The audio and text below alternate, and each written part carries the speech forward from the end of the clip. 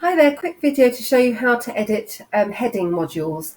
So this is currently, these two items are both heading modules. If you click into one, you can see that it's set here H2, for example. You can set that to H3 if you require, whatever your needs are for that heading. Likewise, the one below, you could change that, for example, for an H3.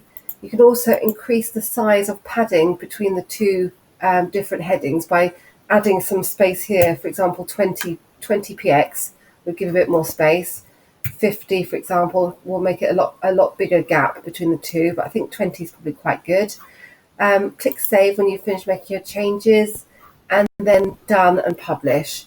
So this actual font doesn't allow for lowercase. It's set automatically, this font, to be uppercase.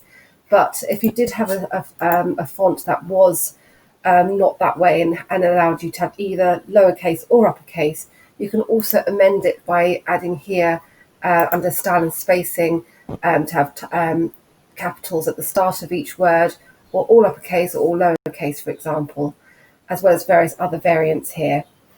And that's it. Let me know if you have any questions. Thank you. Bye.